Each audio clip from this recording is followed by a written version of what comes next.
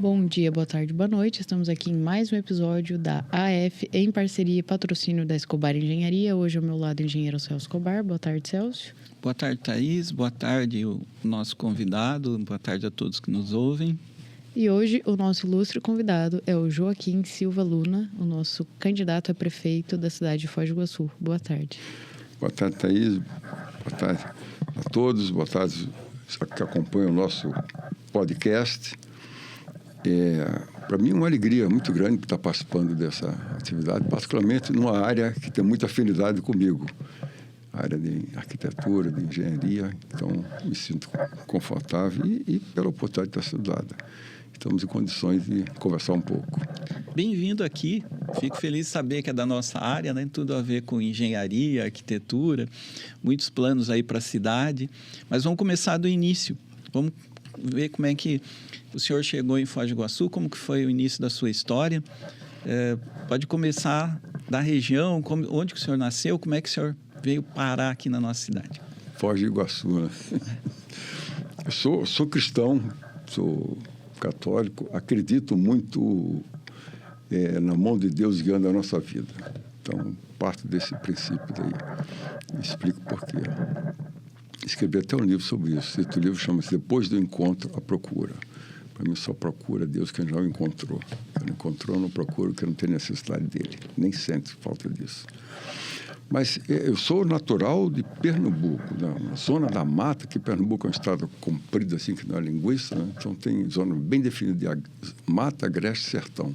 Toda a zona da mata, próximo ao litoral, de uma localidade próxima à cidade de Barreiros. Era uma zona canavieira, nascido ali, filho de família bem humilde. Estudei lá, fiz o primário naquela época. Uma professora só ficava na escola, dava aula para todas as classes, né? Eram 13 alunos que nessa sala de aula. E tinha nessa área, além da professora, mais uma pessoa alfabetizada, e mais ninguém. Não eram meus pais alfabetizados. E depois daí eu fiz um concurso de admissão para um colégio agrícola, que era uma escola técnica federal. Era tão mais difícil entrar nesse colégio do que entrar em qualquer universidade, porque ali definia a vida das pessoas do campo. Se você conseguisse estudar e conseguisse passar, você tinha uma vida para seguir, continuar estudando e tal. Se não, você ia para o campo mesmo. Aí ia trabalhar no campo, na roça, a tua vida estava... Eu vi porque outros amigos meus que tentaram fazer e não fizeram, ficaram no campo, ficaram nessa vida. Fiz esse concurso de admissão ao colégio, fui para lá, era regime de internato, 7 anos de internato. Você ia para lá em fevereiro, voltava em dezembro. E era full, período full, sem retorno em casa, nada. Ficava próximo do local onde eu nasci. E qual era a vantagem que tinha? Primeiro, era federal, era pago, quer dizer, eu não precisava gastar nenhum dinheiro. Se tivesse gastar, eu não tinha condição de estudar. Ia ter ficado lá, quer dizer, meu destino teria sido outro. Segundo, eles davam 2 mudas de roupa por ano inteiro e davam um sapato para você calçar, chamado Bozerguin, uma botinha assim. Eu descobri isso depois que está crescendo, o pé cresce, mas o sapato não cresce. No final do ano, você estava com o pé assim, ó, torto dentro do sapato. Então, mas levava, era aquilo ali. Fiquei 7 anos nesse colégio interno, me destacava lá em termos de estudo, escola e tal. Aí depois, mais a formação desse colégio era mais para de veterinária e agronomia. E eu queria ir para a engenharia naquela época. Eu gostava de desenho, gostava de... Nessa época era aquelas 3 profissões? Ou era direito, medicina e engenharia? Era isso mesmo. Era direito, isso, né? Mas a formação, como eles precisavam de parte de muita gente técnica, eles formavam o técnico e soltavam para trabalhar naquelas lavouras todas ali dentro, na cana-de-açúcar. A Escola Federal com essa finalidade. Eu fiz um grupo de estudo lá com os 3 amigos, estudamos para entrar para fazer a faculdade. Eu fiz o concurso, fui aprovado, os amigos não foram aprovados na época. E só que o certificado nosso chegava 6 meses depois, que era um documento que vem pelo MEC, né? Então demorava a chegar. E fui buscar a certificação que tinha concluído o curso, para entregar na faculdade, que não tinha condições de pagar, mas que se você fizer um mês, você tem como trancar a matrícula e depois dá um jeito aí ao longo de um ano e depois você consegue estudar. quando fui lá, encontrei uma propaganda, vamos dizer assim, um folder da Academia Militar das Agulhas Negras, à mão. E olhando ali, vi ali, chamou atenção um penacho. Uma coisa que chamou atenção bem é que está escrito assim: o cadete é o último título de nobreza que sobrou desde o Império no Brasil. Durante 4 anos o cadete é um nobre. Poxa, ser um nobre, já pensou? Aí depois você usava uma miniatura do sabre de Caxias, que era banhado a ouro, tal, durante 4 anos. Banhado a ouro, coisa assim, bem diferente. Eu fui olhar as cursos que tinham engenharia no meio. É aqui que eu vou. Esse é o caminho que eu vou Saiu seguir. de um regime de internato para o outro. Mais 4 anos. Emendei 11 anos de internato. Dos 11 a 22 anos, eu vivi em regime de internato. Então, até que eu brinco, pessoal, você jamais vai contar uma piada nova para mim. Que você contar, eu conheço já. Então, foi esse o caminho. E logicamente, na AMAN, foi muito difícil para mim, porque eu era o primeiro aluno na escola onde eu estudava. A primeira prova que eu fiz na AMAN, eu tirei 2,5. Eu acostumado a ter 10, 9 e pouco tal. A altura do sarrafo era lá em cima e eu estava acostumado com esse sarrafo daqui. Aí já foi o primeiro. E a base que você leva lá do interior não é aqui? Não acompanha. Você tem matéria que eu nunca vi, descritiva, por exemplo, desenho técnico, nada disso tinha nada. E eu queria ir para a engenharia, eu gostava de desenho. Então, eu tive que pegar uma corrida de fundo, que eu acho que eu não parei até hoje. Uma V0 aí, uma corrida.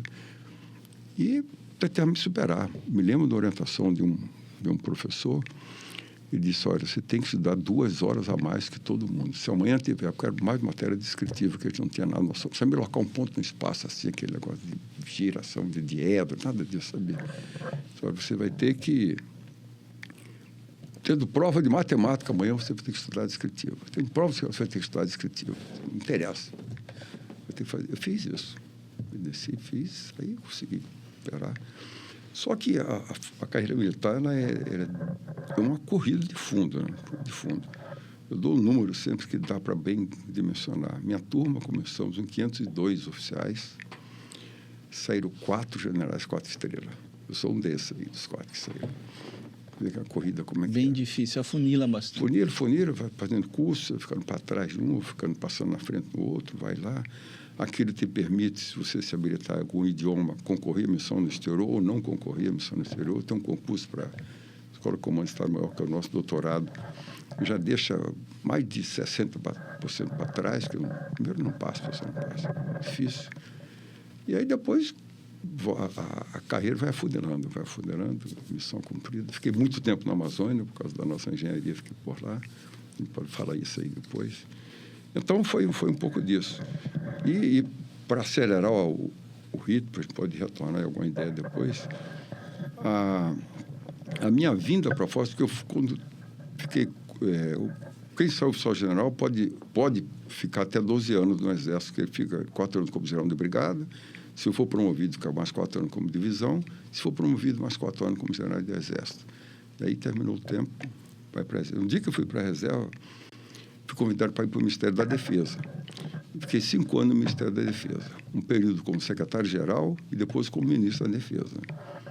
No dia que eu estava passando do Ministério da Defesa, o presidente do Brasil já era o Bolsonaro. Foi exatamente dia 2 de janeiro de 2019. Eu, na minha despedida lá, fiz um agradecimento e me lembro de ter falado o seguinte: a gente agradece a família, o apoio, disse, agora quero agradecer a Deus, dizendo ele que ele não precisa mais acordar tão cedo para ouvir minhas orações. Aí o Bolsonaro pegou esse gancho aí e falou: não vai botar o pijama agora, não. Aí convidou para vir para ser diretor-geral da Deu uma guinada na vida ali e foi para o outro lado agora. Para outra área. E você gostou de vir para cá? Qual que é a experiência com a cidade? A minha experiência com a cidade, eu diria que foi amor à primeira vista. Eu conhecia Foz do Iguaçu já, porque eu fui uma das missões, eu peguei 2 missões no exterior. Uma das missões foi Israel, partido militar, Israel. Outra aqui no Paraguai. Eu era assessor de engenharia, era professor de engenharia no nível de graduação e pós-graduação do Exército Paraguaio. Então, eu vim aqui, a Foz do Iguaçu, com certa regularidade. Tinha quase nada aqui, era 1992, 94, nesse período aí. Então, vinha muito logicamente, eu não tinha mas tinha a boa visão do motivo, da Itaipu, tudo isso, nossa, eu já tinha. Quando eu vim para cá, eu costumo usar a expressão que é verdadeira, que sai de dentro da alma, eu não fui acolhido, eu fui abraçado na cidade. Eu vim aqui, caminhava a pé por aí, tudo que é canto, pelo centro e tal, carregava, encontrava as pessoas, sentava para conversar, caminhava na Paraná, corria ali na Paraná, as pessoas vinham conversar comigo e tal. E sempre teve uma aproximação grande. A gente teve que fazer um trabalho duro no início, né, ali. Primeiro foi botar a Itaipu dentro de Foz do Iguaçu. Trabalhei bem difícil, que eu sei que queria oposição para tudo que é lado, né? E as pessoas depois se convenceram que eu estava certo e eles estavam 100% errados. Em 40 anos, um diretor nunca morou em Foz do Iguaçu. Eu desembarquei aqui no aeroporto, primeiro achei o aeroporto inferior ao aeroporto interior do Nordeste, lá, daqui nosso, onde recebia segundo destino turístico internacional do Brasil. É absurdo isso aqui. Me lembro comigo mesmo, assim, vou mudar isso aqui. Vou mudar. Aí depois, conversei com o diretor, a gente precisa estar reunido aqui dentro, vamos ter todo mundo aqui. O pessoal vinha na terça, embora na quinta, né? Então, o custo disso aqui, um prédio alugado de 12 andares, uma loucura. Essa decisão implicou na economia de 2,6 bilhões de reais, foram 100% investidos aqui na região. A maior parte em Foz do Iguaçu, mas também no oeste do Paraná, em Guaíra, muita coisa, Cascavel, muita coisa. Uma coisa, aquelas partes de rodovia, tudo foi feito aí. Então, ontem o Heraldo, que é o prefeito de Guaíra, está me ligando, convidando para participar da inauguração de uma companhia de polícia que a gente financiou, fez projeto, fez tudo para lá. Eu voltando num assunto, só por lembrar, vendo o senhor falar do desenho geométrico, geometria descritiva, me lembrou. Eu saí daqui de Foz do Iguaçu para fazer cursinho do ITA lá em Curitiba e esbarrei nas aulas de desenho geométrico e foi a minha maior dificuldade. Era até um coronel que dava aula e ele começava a desenhar com um compasso de madeira grande no quadro, os esquadros. Com 10 minutos de aula, já não conseguia acompanhar nada. Ele já estava lá na frente. Falei, eu nunca tive isso em Foz do Iguaçu. Estudei aqui no Anglo-Americano, estudei lá atrás, na época da Itaipu, né? E a dificuldade maior foi isso. Aí chegou nas provas da mãe do ITA, caiu as questões de desenho geométrico. Falei, putz, teve uma dessas que faltou 2 questões, eram de desenho geométrico. Essa aí foi uma coisa que ficou faltando no meu currículo. Viu? Ficou devendo. Fiquei devendo. Não fui para frente nessa área aí, principalmente por causa do desenho geométrico. Nunca tinha visto isso. Isso para o arquiteto veio 3D. Né? Hoje tem renderização, você faz as coisas todas, fica muito fácil. Mais fácil de enxergar em 3D, né? Mas antes era difícil. Era difícil. Fazer. Acompanhar o professor desenhando no quadro. Quem sabia? Tinha o pessoal lá de Curitiba, chegava, traça uma bissetriz aqui. Ele, em 2 segundos já traçou. Agora tu rebate, espelha lá. O plano tá. E eu só ficava ali. Quando dava 10 minutos, eu já não conseguia mais acompanhar. Não enxergava mais. Não enxergava. E aí fazer parafuso, fazer rosca, fazer não sei o que lá, fazer desenho disso aqui. Hoje a arquitetura, a engenharia ganharam uma outra dimensão. Né? Aliás, tem umas ferramentas agora que facilitam a vida. Tem, né? Facilita muito. Mas eu acho que a criatividade continua na cabeça do homem. Desenho de ambiente, desenho de espaço interior, parte urbanística, de ocupação de espaço. E me conta uma coisa, o que foi a parte mais difícil dessa carreira longa e brilhante que o senhor teve? Foi lá na Amazônia, aqui no Paraguai, Diadido em Israel, Estado Maior, onde é que o senhor esbarrou numa dificuldade grande aí para contar para nós? Eu diria que cada degrau, né, a gente tem que subir degrau a degrau, não dá para subir o elevador, isso aí tem que ser degrau a degrau. Cada um tem um tipo de desafio diferente. A gente vai ganhando experiência, vai perdendo o medo das coisas, né? Aumentando a caixa de ferramentas, vai tendo mais munição para resolver os problemas. Então, diante de problemas, a gente tem mais opções de solução. Mas eu, reportando algum momento, na Amazônia, por exemplo, a gente estuda mesmo, a academia, amanhã é muito prática, muito objetiva, o pessoal brinca, para cada 10 minutos de teoria, coloca uma semana de prática, tem que saber fazer. Não adianta, se sabe, vai ensinar, vai lá para o quadro, explica para as pessoas o que você sabe, tem que fazer. Então, porque no final você vai ser o orientador de pessoas, tem que estar bem preparado. Mas mesmo assim, você pega um projeto e vai para a Amazônia. Eu fiquei 30 anos na Amazônia. não consecutivo, mas 30 anos, fazendo estrada, ponte, obras de grande porte. Né? E isso daí a gente vê que o que cai na prova não cai na vida, realmente. É completamente diferente. Você traz uma cultura, quando chega no terreno, compara uma coisa. Às vezes um projeto pronto, você pega o projeto e tem que adequar ao terreno. Então, o que foi feito, a topografia que foi feita não é bem aquilo. E começa. Mas também te permite, com algum tempo depois, bolar soluções econômicas. Eu lembro de um trecho da rodovia da BR-364, que liga Cuiabá a Porto Velho. Eu trabalhei no sentido Porto Velho-Cuiabá.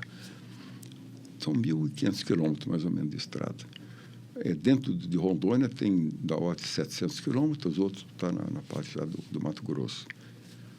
Nesse aí, passei uma boa parte da vida. Desde o desmatamento, entrar na selva virgem, fazendo terraplanagem, base, primação, asfaltamento, tudo. Tem muitos projetos, por exemplo, que era previsto fazer aquilo com solo brita, aí vem britador, vem pedra. Naquela época não existia retardador para você explodir uma pedreira e sair com as pedras pequenininhas. Saía, você botava depois novamente para fazer aquilo, fazia fogaça, explodir. Depois o pessoal descobriu o uso de retardadores. Você explode uma pedreira, as pedras saem pequenininhas, que uma choca na outra, explode. É como fazer uma implosão de um prédio, né? Prédio. Cai junto. Então, não tinha solução. Eu me lembro de um projeto, do trecho da rodovia, era 112 quilômetros. A gente conseguiu economizar 60% do valor da obra, porque eu consegui localizar uma área de laterita, onde tinha uma granulometria bem variada. Uma jazida boa aí. Uma jazida boa, tinha o volume que a gente precisava fazer, então era previsto brito, fizemos tudo com laterita, mudamos o traço ali, do traçado, fazer aqueles ensaios ali, macho, aquele ensaio de equivalente de areia e tudo mais. E no final, levantamos, porque a gente fazia, mas tinha uma parte que vinha fiscalizar a obra, que não era a mesma pessoa da obra, não adianta. O dinheiro residente tocava, a gente vinha fiscalizar. Ela vinha, concordaram e a gente tocou em frente. Tinha que pegar, então isso aí barateou o custo da obra, uma loucura. Só o asfalto mesmo aí que tinha que ter pó de brita tal. Tinha que usar, a gente usava cimento na época, que era como filha ali para fazer o asfalto. Né? Conseguiu levantar uma jazida de caulinha, aquele pozinho branco, que é o cal mesmo. A hora baixou o preço lá para baixo. Tudo com pesquisa feita ali na área, depois que está começando a obra. Eu me lembro na época aí no Exército, eu tenho hoje, se entrar no Museu do Exército hoje, não gosto de falar essas coisas, não vou falar porque a gente está tratando de engenharia aqui. Entre os 10 engenheiros do século, entre 1922 e 2022, eu estou entre os 4 de engenheiro, por bolar soluções aqui que o pessoal não tinha, na última hora, bolar soluções. Também estou ocupado o cargo de cadeta ministro da Defesa. Fui o primeiro militar para cargo de ministro da Defesa. Também foi um outro estresse aí para o governo ter que segurar a onda ali, que eu não podia ocupar o cargo, que era cargo para civil, e eu ocupei como militar. Então, tem algumas histórias. Mas, então, esses desafios aí, era bom que você aprende, cria e deixa o legado. Né? Deixa um legado. Você pode pensar diferente. Pega um projeto, analisa o projeto, leva ele para o terreno, compara com o terreno. Vai toda a área, percute todo o terreno, trabalha muito com o fator tempo. Né? Hoje, os meus valores, eu tenho 3 valores, eu tenho 10 valores. Coloco um, Deus, o segundo, servir. Hoje, o meu terceiro valor é tempo, já foi o 10º. Com a idade vai passando, o tempo passou mais raro, passou a ser mais caro, então eu coloco... Passou a ser precioso agora. Passou a ser precioso, né? Hoje, quando alguém tem convite, eu acabei de recusar um convite para ir a um jantar, assim, eu falei, não vou. Porque você não tem tempo, eu não tenho tempo para perder. Isso eu não tenho. Tem que fazer o que General, é necessário. E, caso eleito, quais são as suas prioridades que você acredita que precisa ser mudadas aqui na cidade? O meu planejamento para a cidade é um planejamento de uma grande empresa. Eu nunca pensei aqui com o município, porque eu li 13 projetos aqui de grandes cidades. De Foz do Iguaçu, li 7 deles aqui, projeto. Carta de intenção. Não tem nada de projeto. Carta de intenção. Não tem nada a ver. A gente, todos aqui conhecem bem o que é um projeto. Então, não tem missão, não tem visão, não tem valores, não tem indicador de desempenho, não tem ponto forte, ponto fraco, oportunidade, ameaça, nada disso. Não tem nada disso. Então, você não tem um planejamento nenhum. Você tem uma intenção. Eu vou cuidar do trânsito, eu vou cuidar da saúde, eu vou cuidar do sei o quê. Aí não enxerga a floresta toda e se perde no meio depois. Em vez de enxergar o todo, enxerga a parte. Aí chega uma época do ano, ele descobre que tem que pagar o 13º, no dia 30 de novembro, e não tem o dinheiro, porque ele não fez o orçamento chegando todo. enxerga o todo, vê, planeja integral, faz um planejamento integral. Esse está feito. Eu tenho rodado muito agora, andado a pé muito por aí, porque você faz, fica meio um queijo suíço. Agora você tem que preencher com a realidade ali dentro, os espaços, né? Colocar o verdadeiro é isso, ser pessoa dessa maneira, mas agora isso aqui. Tem as vocações, assim, que a cidade tem, né?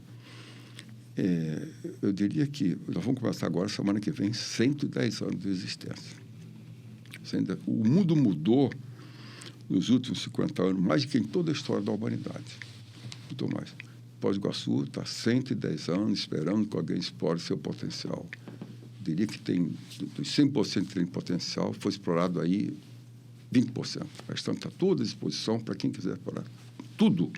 Tanto potencial, até humano, porque isso aqui é uma formação da nacionalidade aqui dentro, formada na tríplice fronteira, amalgamada com cooperação, com gente de diferentes nacionalidades, etnias, etc., pela necessidade de apoio do outro, girou um espírito cooperativo muito forte, que é do Estado do Paraná, que aqui é do Foz do Iguaçu. Eu disse que não fui acolhido, fui abraçado, e isso é fato.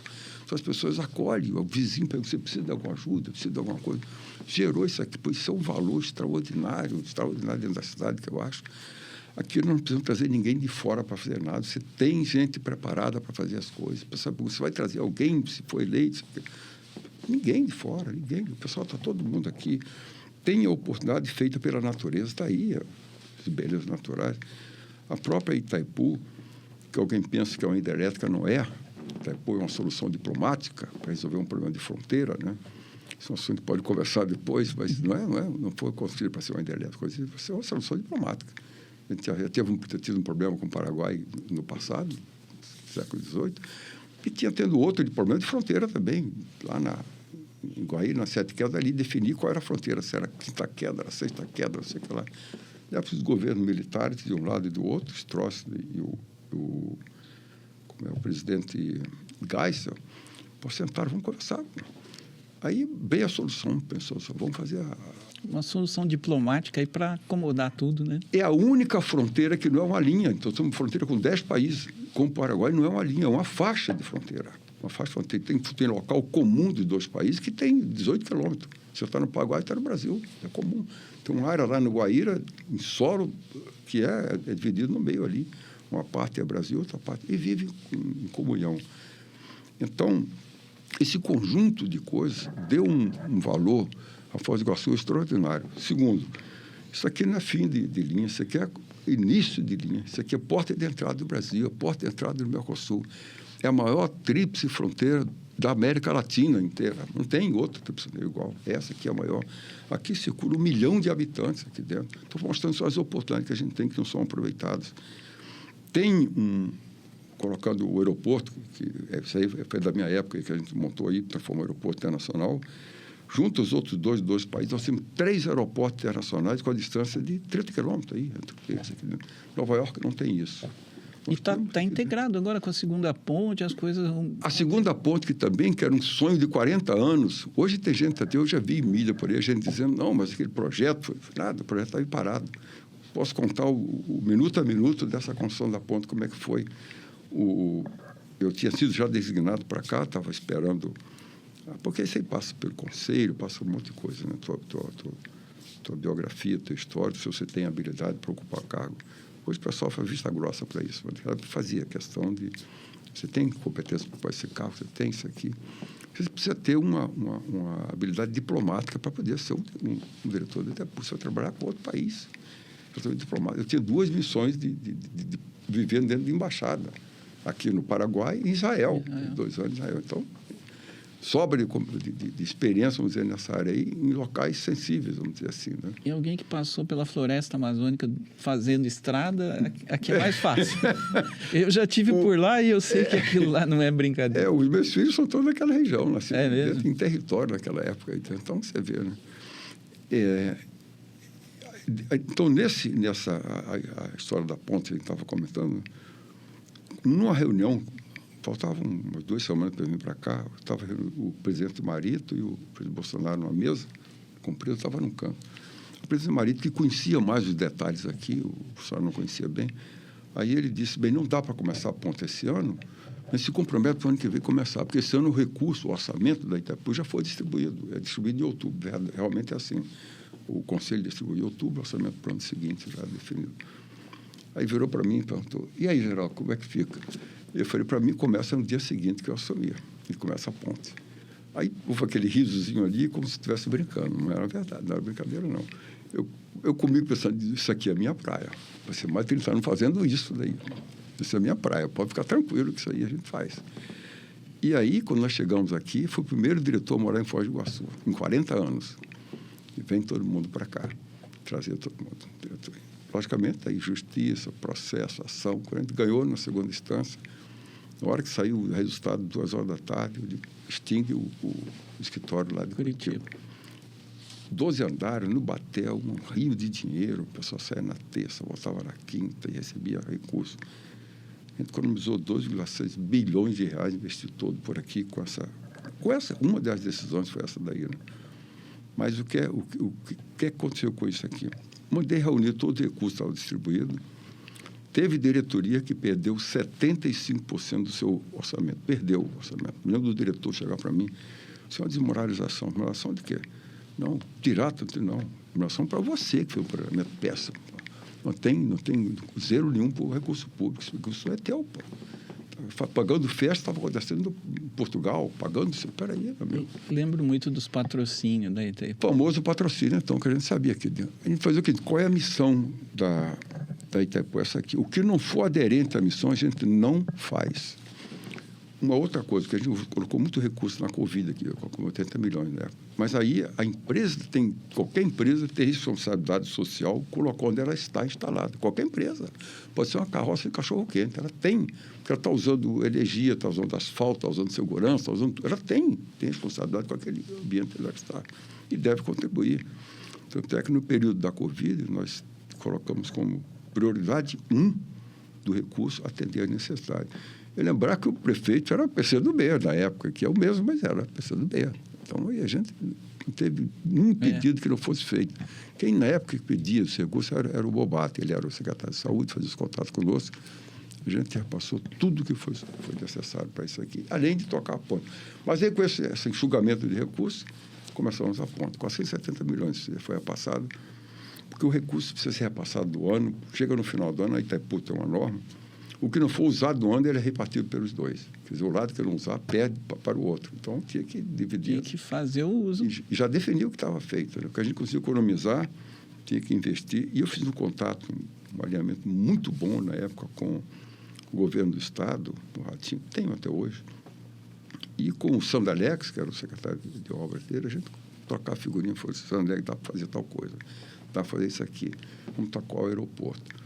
O aeroporto, aí vem a experiência também de Amazônia, a empresa começou a construir, era fazer transformar o aeroporto internacional, ficou parado até agora. Agora está sendo feita a liberação dele para ser aeroporto internacional.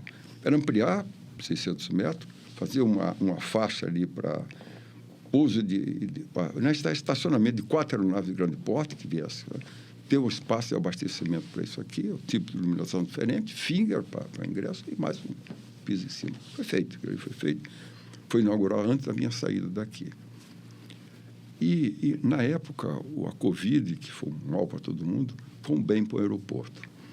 Fui lá conversar com o pessoal da obra. Falei, vem cá, não dá para vocês trabalharem à noite? Vocês trabalham à noite, a gente ganha um tempo agora e você economiza.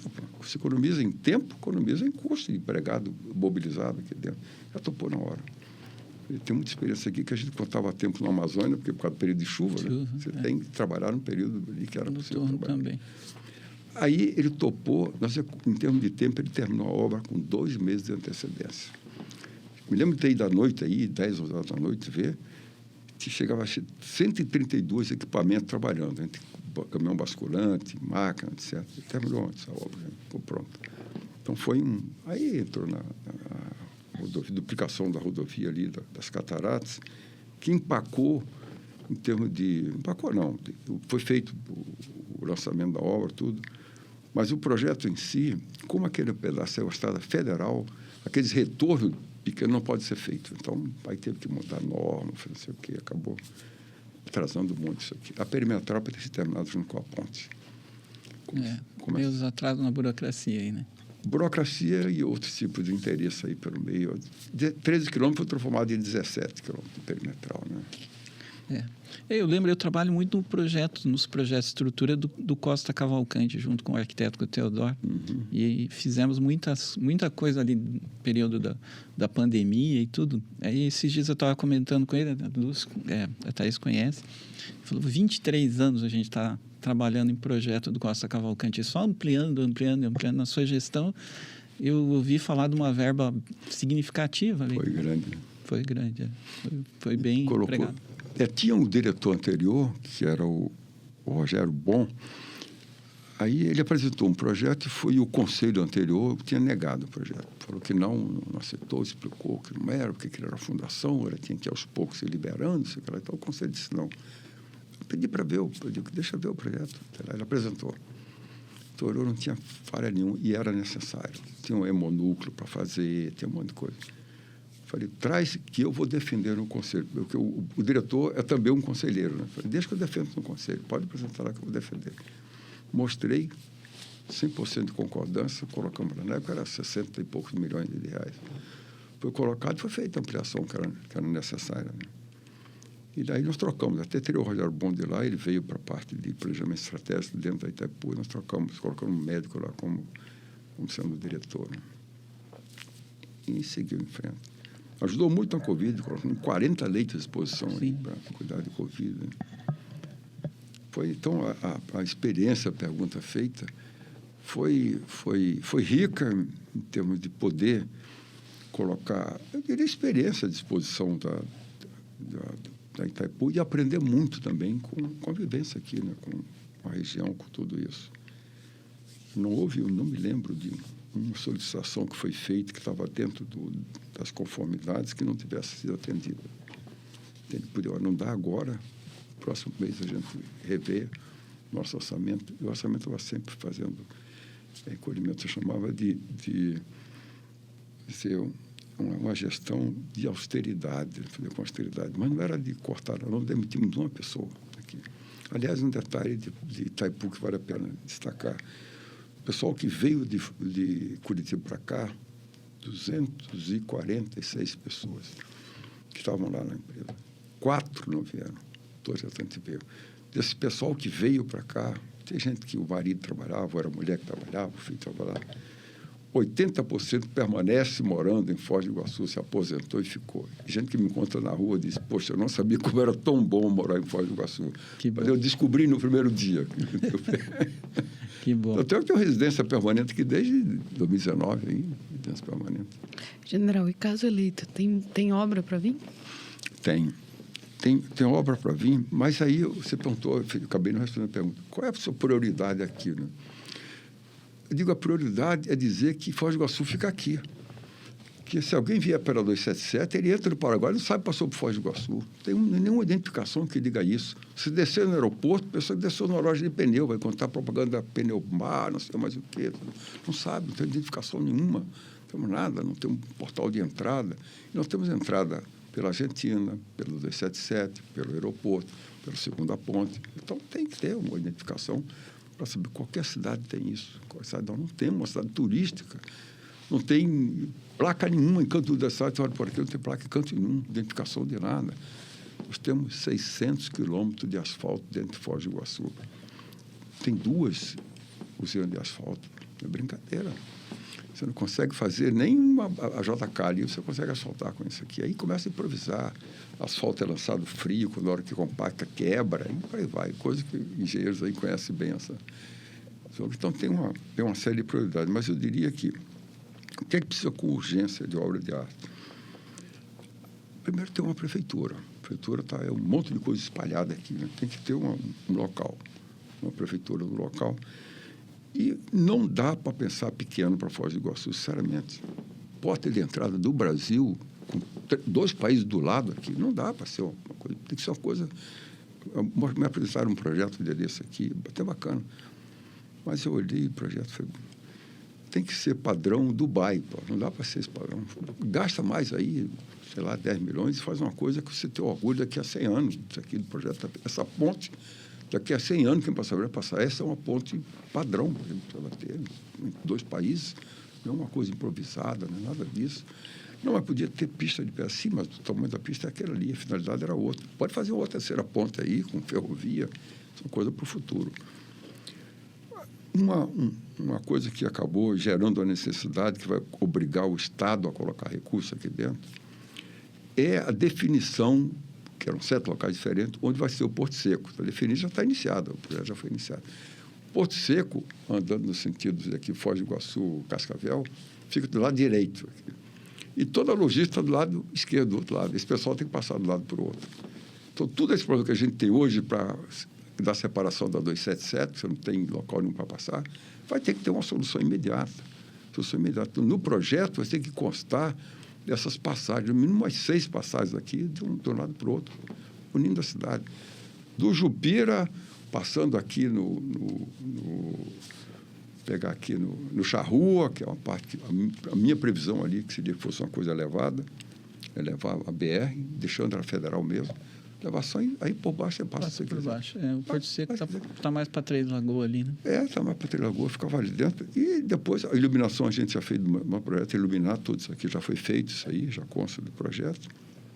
Fazer isso aqui, transformar, em 2019, acho que isso aí foi aprovado aqui na Câmara de Deputados, que chamaram de corredor turístico. Isso é lei.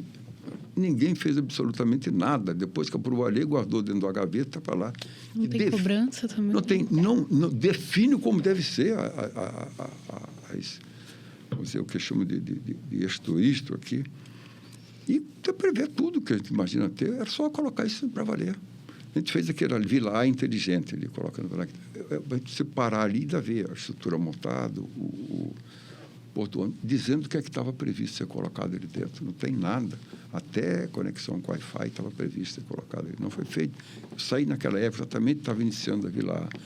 Eles colocaram as lâmpadas inteligentes, ela fazia barulho. Aí a vizinhança começou a reclamar. Porque ela define até o tempo de parada do carro. Porque tem muito carro aqui, ela altera o tempo de sinal vermelho, sinal. Essa lâmpada existe, né? Normal, inteligente. Colocar Wi-Fi em toda a cidade, a custo zero, tem como fazer isso. Detalhe, sem fazer um palmo de fibra óptica, sem nada, tem solução. Eu tenho empresa de tecnologia, estou falando porque estou defendendo um projeto de PIB agora, é internacional, é projeto, então ele vai dar uma patente internacional isso aqui. Vai ser bom quando puder divulgar, a gente vai poder até trazer para cá, se for o caso. Né? Você faz tudo isso aqui sem preocupação com nada. Se você tiver, liga do telefone, sem preocupação com nada. E não tem nada a ver com satélite, tem nada a ver com fibra óptica, tem nada a ver com fio enterrado, tem nada a ver com isso.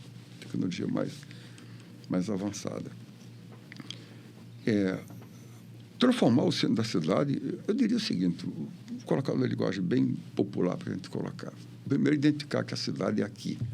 Foz do Iguaçu é aqui, portão de entrada. Segundo, fazer uma faxina na cidade. A cidade está feia, está suja, está quebrado, a coisa está ruim. O centro da cidade não tem nada que atrai uma pessoa, não tem local para a criança brincar, não tem ali, aquela ali da prainha ali, tinha um projeto que a Itaipu pagou e não foi feito, a cidade está de costa para os rios, tudo isso aqui, todo esse monte de coisas que a gente tem que ver. Tudo é trabalho de engenheiros aí para pensar e urbanistas, para pensar a cidade e melhorar. Isso começa com a cidade, você tem dinheiro para fazer isso aqui, nós somos uma unidade da federação. Tem município, tem Estado e tem União. Se uma estrutura de um secretário de obra da cidade não tiver ligação com o secretário de infraestrutura do Estado, como é o nome dele aí, agora não escapou o nome e o Sandro Alex, e se não tiver ligação com o ministro da infraestrutura do governo federal, está errado. Ele tem que ter essa ligação, e ela existe. Recurso existe. Muitas vezes não existe projeto. Não tem um projeto que me convença que isso aqui é um dinheiro onde eu posso colocar recurso. Ontem teve aquele Festival das Cataratas, o pessoal falando de recursos e lá e tal. Tem projeto, eu coloco o dinheiro aí dentro. Conversei com a secretária, só para dar um exemplo de não ter projeto, com a secretária Luciana Casagrande, secretária de turismo, não, secretária de como é essa parte de museu aí, de cultura. Aí eu perguntando para ela, porque o Museu Pompidou, que vai ser colocado aqui, era um pensamento do Ratinho de 2019. Só quando ele pensou, me levou um dia lá na reunião, participei com a senhora da França, ela estava lá, falei, pô, a gente abriu as pernas demais, já tá? Agora não dá para se comprometer. E antes de terminar esse período, a gente vê o recurso, defender o local, tudo isso, falar com o prefeito, acertar tudo isso aí. Ficou parado. Agora, nessa ideia de vir ser candidato, quando esse assunto, ele voltou esse assunto numa conversa comigo. Eu falei, olha, se quiser pensar em lançar como projeto, lança. Eu posso botar isso aqui até na minha época que for puder fazer campanha política, vou até dizer isso. Está sendo, o projeto deve ser feito para cá, já está avançando com isso. Aí eu perguntei para a secretária, por que a gente não investe lá em Foz do Iguaçu? Não tem projeto. Você não tem projeto para nada lá. Não tem um teatro, não tem projeto para nada. A gente não tem teatro, não tem coisa nenhuma. Tem aquele ali do lado da Praça da Bíblia, ali, aquele... Abandonado, lá, largado. Então, projeto na mão, vamos atrás do dinheiro, que tem, dinheiro vem. Então, a gente tem condições de fazer. A saúde nossa está esse problemaço, está ruim. Mas aí está tendo essa solução, que eu considero, não considero que é ruim, não, de federalizar, porque aí você vai dar oportunidade para a formação melhor dos médicos que estudam no Paraguai. Essa gente vai nos servir aqui dentro. Uma hora vai estar atendendo um parente nosso aqui, ou um amigo, alguma coisa, porque não ser bem formado, porque não ter um local onde fazer residência. Se o hospital puder fazer isso, excelente, está cumprindo sua finalidade aí dentro. E essa dívida passa para a conta da União. Deixa de ser, não deixa de ser do Estado, que não é responsabilidade nossa, do município, a saúde básica, essa sim, tem que ter boa, né? E o hospital não cuida de saúde, a gente sabe disso, né? O hospital cuida de doença. Quem cuida de saúde é prevenção, é vacina, atividade física, é uma boa alimentação, é dormir à noite, sinal de trânsito, quebra-mola, com sinalização. Hoje, a maior parte dos acidentes são de quê? Traumatismo. A maior parte é gente que bate com a moto, quebra e se machuca todo ali dentro. Então, trabalho forte em prevenção, uma boa orientação, reduz custos com saúde.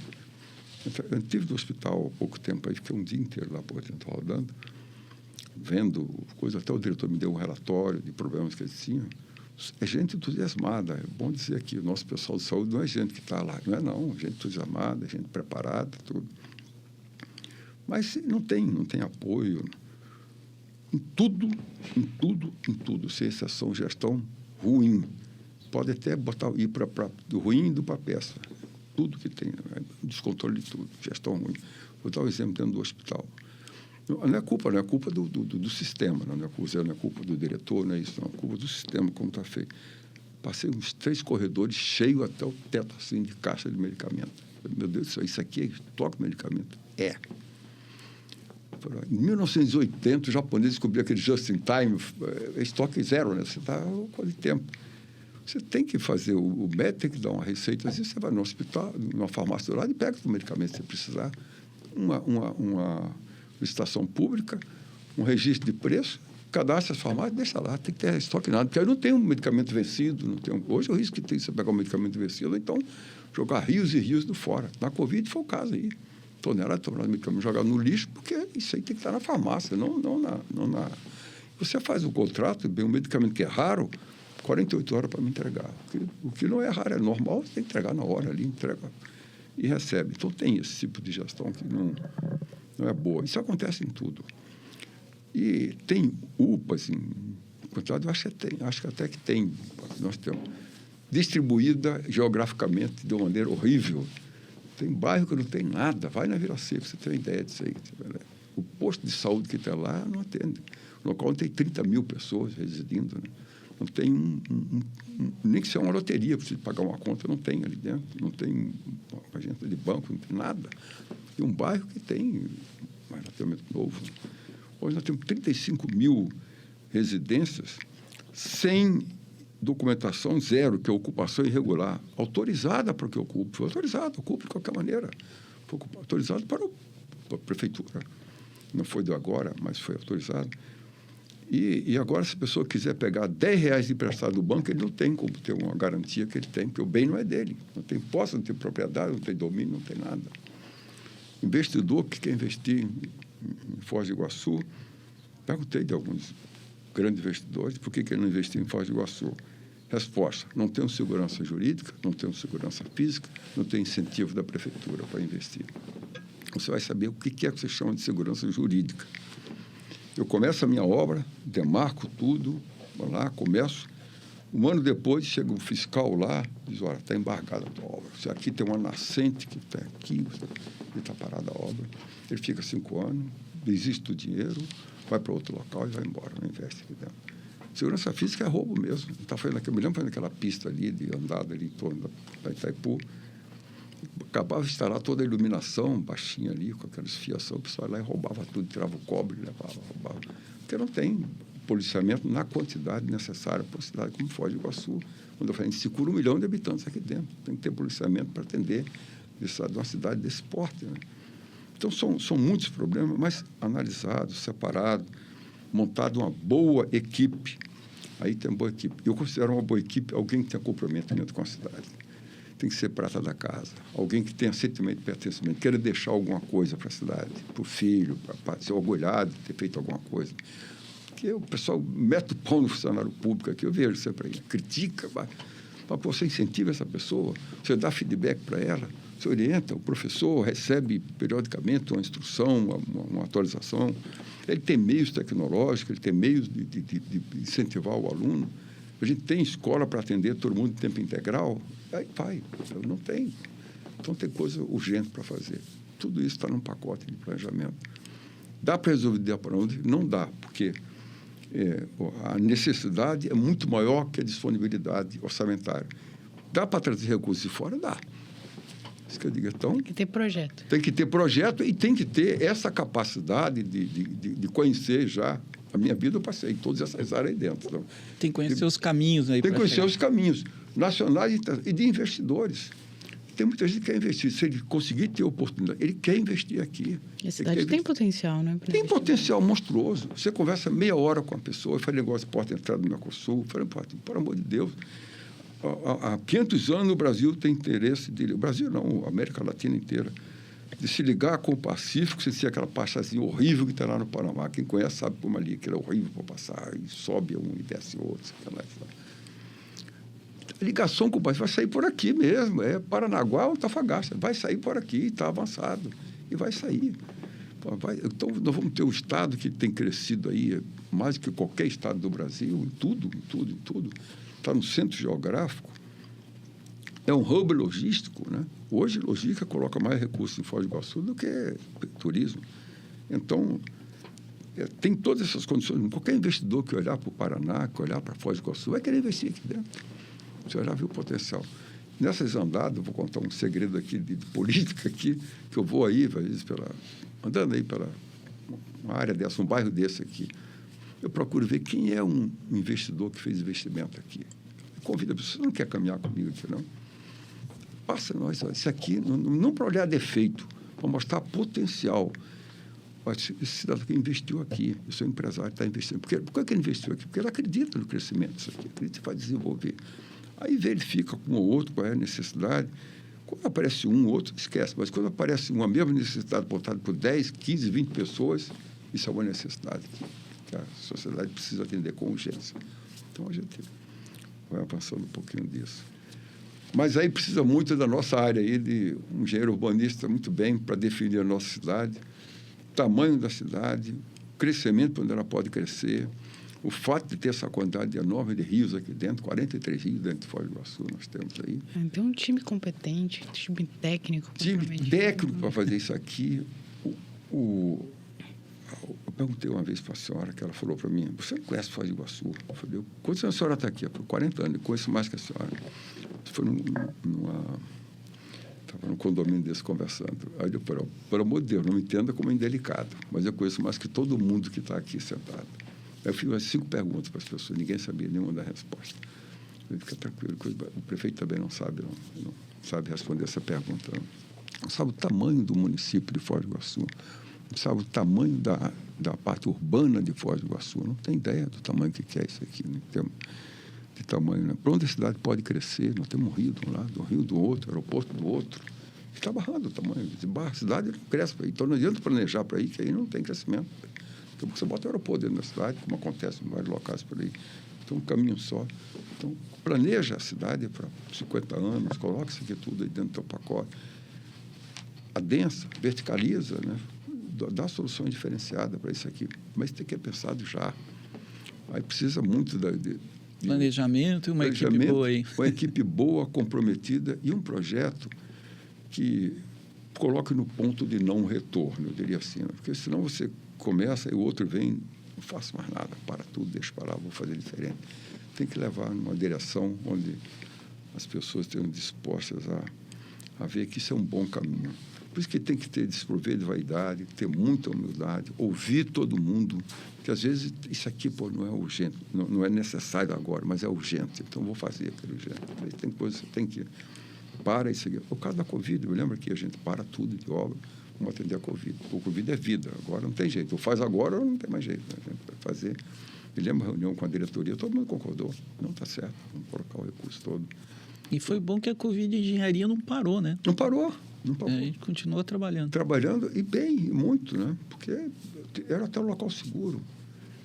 Tem histórias aí, muito, mas está tratando de outro tema. Isso aí, sobre negócio, sobre home office, sobre o pessoal falava o Happy Day, acaba com tudo isso. Eu vejo que não tem necessidade nada disso. E mostrei para eles que não tinha necessidade nada disso. A pessoa se convence, é verdade, não precisa nada disso. Mostrar para ele, mostrar pelo lado lógico, as pessoas às vezes pensam de uma maneira, cria um paradigma, não quer mudar, né? Quer não sair daquele paradigma de ficar ali preso, né? Mas que tem outra maneira de ver a realidade, isso, é verdade mesmo. Aqui. Muito bom, gostei muito do episódio. Eu ficaria horas aqui te ouvindo. Tem muita coisa para ser falada, tem muita coisa para planejar na cidade e essa visão de uma gestão mais profissionalizada a respeito das coisas é importante a gente ouvir. Esperamos aí o sucesso da sua candidatura, né? Exato. E eu agradecemos a sua presença, general. Gostei muito do episódio, aprendi muito com o senhor hoje. Muito obrigado. Obrigado. Eu deixaria com mensagem só, já que a gente está no período pré-eleitoral, daqui a 2, 3 meses, estarão escolhendo um novo prefeito aí para Foz do Iguaçu, que escolham alguém que faça por merecer. Parabéns aí pela entrevista, né? Fica o recado aí para os eleitores de Foz do Iguaçu. Foi uma satisfação enorme tê-lo aqui. Muito obrigado. Muito obrigado pelo convite, muito obrigado pela oportunidade, obrigado a todos que estão nos acompanhando. Obrigado. Aguardo vocês no próximo episódio.